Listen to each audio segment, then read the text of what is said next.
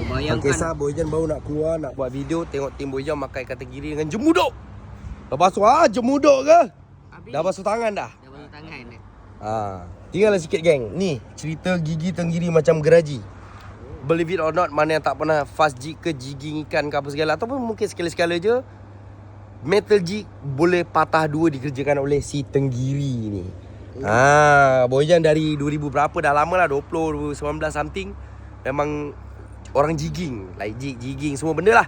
Apa jenis jigging lah, bottom ni kita kental, jiga kental orang kata. Angler dan jiga kental. Tapi ni hati-hati, tangan dia dah barai. Walaupun benda ni dah dimasak geng. Walaupun dah masak, barai juga tau. Tengok geraji. Nampak geraji? Ini geraji, dia macam geraji. Ini gigi tenggiri. Ini jemuduk ke? Yang kita dari dulu jemuduk ke? Ni ada jemuduk ke tu? Tenggiri ni kecil tau.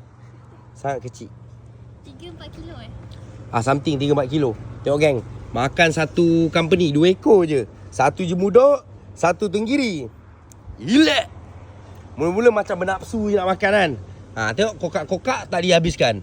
Macam ni lah bos yang mancing. Tenggiri je. Ni tenggiri cukup lah ni. Kau boleh habis ke? Seketul ni kau boleh habis, kau champion. Makan.